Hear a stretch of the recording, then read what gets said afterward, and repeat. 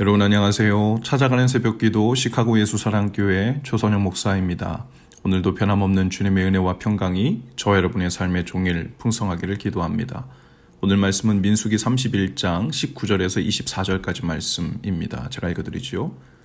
너희는 이레 동안 진영 밖에 주둔하라. 누구든지 살인자나 죽임을 당한 시체를 만진 자는 셋째 날과 일곱째 날에 몸을 깨끗하게 하고 너희의 포로도 깨끗하게 할 것이며 모든 의복과 가죽으로 만든 모든 것과 염소털로 만든 모든 것과 나무로 만든 모든 것을 다 깨끗하게 할지니라. 제사장 엘르아살이 싸움에 나갔던 군인들에게 이르되 이는 여호와께서 모세에게 말씀하신 율법이니라. 금, 은, 동, 철과 주섭과 납 등의 불에 견딜 만한 모든 물건은 불을 지나게 하라. 그리하면 깨끗하려니와 다만 정결하게 하는 물로 그것을 깨끗하게 할 것이며 불에 견디지 못할 모든 것은 물을 지나게 할 것이니라. 너희는 일곱째 날에 옷을 빨아서 깨끗하게 한 후에 진영에 들어올지니라. 아멘. 모세는 이스라엘 각 지파에게 1000명씩 뽑아서 무장해서 여호와의 원수를 갚으라고 하십니다. 모압 사람들은 이스라엘의 원수일 뿐 아니라 하나님의 원수라고 말씀하죠. 하나님을 믿는 자를 대적하는 것은 하나님을 대적하는 겁니다. 사울이 하나님의 교회를 핍박했을 때 예수님은 왜 나를 핍박하냐고 하셨죠. 예수님은 예수님을 믿는 소자 중에 하나에게 한 것이 바로 나에게 한 것이라고 또한 하셨습니다. 이 전쟁의 책임자는 비느하스였습니다. 비느하스는 하나님의 분노를 한 자로 하나님의 마음을 가진 자였죠. 제사장인 비느하스를 전쟁의 대표로 보낸 것은 이 전쟁이 사람의 전쟁이 아니라 하나님의 전쟁임을 알려주는 거죠. 인간적인 전쟁이 아니라 영적인 전쟁이라고 말씀하시는 겁니다. 12,000명의 군사는 여호와께서 명령하신 대로 미디안 사람들을 쳐서 남자를 다 죽입니다. 미디안의 5왕도 죽였습니다. 이들은 모압 사람들과 연합해서 이스라엘을 유혹한 자들이었어요. 그리고 다시 돌아온 술사 발람도 죽입니다. 이 술사 발람은 메소포타미아 출신 술사로 한때 모압 왕 발락의 초대를 받아 이스라엘 백성들을 저주한 사람이었고 또 이스라엘 백성으로 하여금 모압과 미디안 여자들의 미혹에 빠져 음행하게 만든 장본인이었죠. 그 큰 죄악의 대가를 이제 받게 된 겁니다. 미디안의 부녀들과 아이들은 죽이지 않고 포로로 잡아왔어요. 그들의 가축과 양떼와 재물을 다 탈취했죠. 그들이 거처하는 성읍과 촌락을 다 불살랐습니다. 탈취한 것, 노력한 것, 그리고 사람과 짐승을 다 빼앗아 왔습니다. 이스라엘 군사는 포로와 탈취물을 가지고 여리고 맞은편 모압 평지에 이르렀죠. 모세와 제사장 엘르아살과 온 회중의 지도자들이 다 진영 밖에 나가서 이 군인들을 영접합니다. 그런데 모세는 지휘관인 천부장과 백부장들이 또 횡물을 가져왔을 때 대대적으로 환영해야 할 것 같은데 오히려 그들에게 노합니다. 모세가 그들에게 여자들을 살려둔 것을 책망합니다. 이 여자들은 발람의 꾀를 따라서 이스라엘 자손을 부올의 사건에서 여호와 앞에 범죄하게 한 자들이었죠. 여호와의 회중 가운데 연병이 나게 한 사건이었습니다. 이들이 여자들을 데리고 오면 또 그와 같이 죄를 범할 수 있었죠.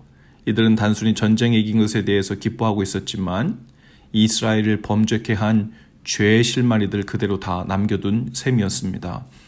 모세는 아이들 중에 남자는 다 죽이라고 합니다. 또 남자와 동침하여 사내를 아는 여자들도 다 죽이라고 하죠. 이들 중에는 이스라엘 남자와 동침한 자도 있었을 겁니다. 남자와 동침하지 아니하여 사내를 알지 못하는 여자들을 또 그들만 살려두어 섬기는 일을 하게 했죠. 남자를 안 여자들은 과거 바알 부올 사건에서 이스라엘 남자들을 유혹하여 음행케 한 전력이 있는 여자들일 가능성이 컸죠. 또 어쩌면 그 여자들은 이미 미디안 남자들의 아이들을 잉태하고 있을 가능성도 컸기 때문입니다. 이런 이유로 모세는 사내를 안 모든 여자를 죽이라고 합니다. 잔인하죠.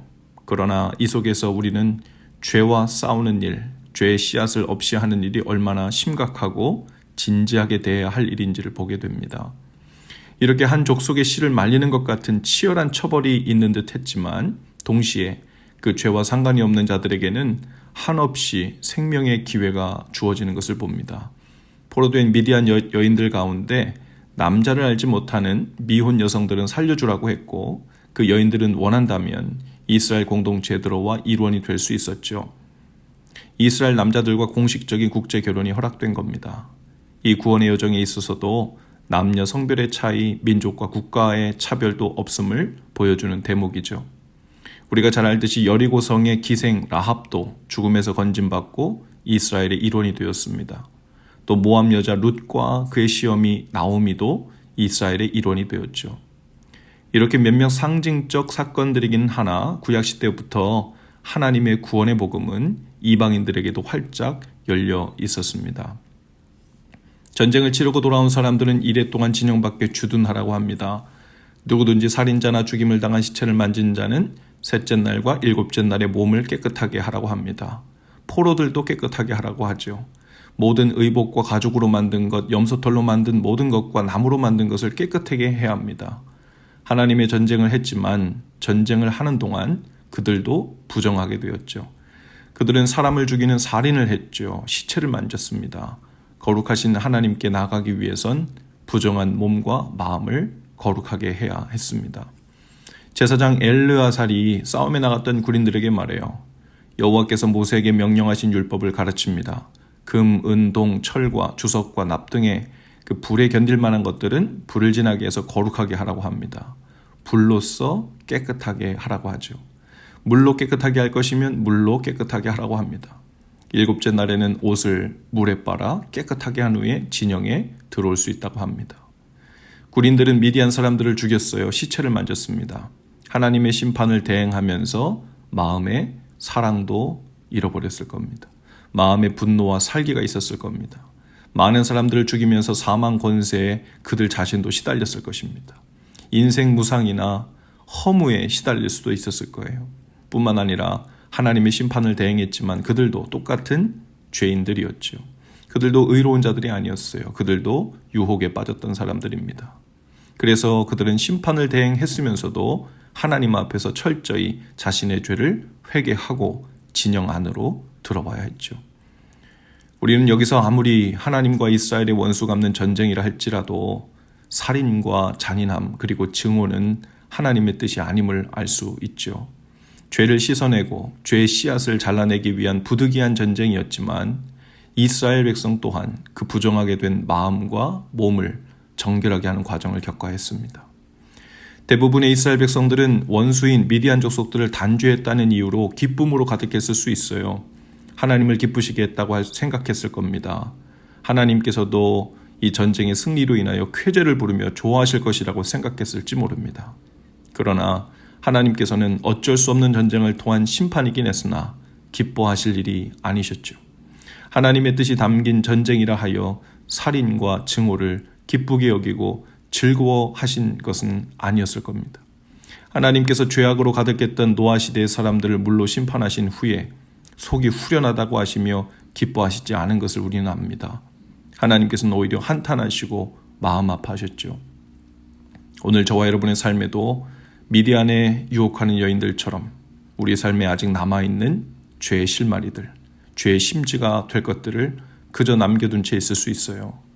그저 전쟁의 승리 여부에만 관심을 둔 나머지 우리의 삶이 그냥 그렇게 특별한 문제 없이 어려운 일이 생기지 않고 지나가고 있으면 큰 문제 없다 생각할 수 있어요. 하지만 우리의 삶 깊은 곳에서 다시 죄의 꽈리를 트고 자리 잡고 있는 것을 두고만 보고 있는 실수를 우리가 하고 있을 수 있습니다.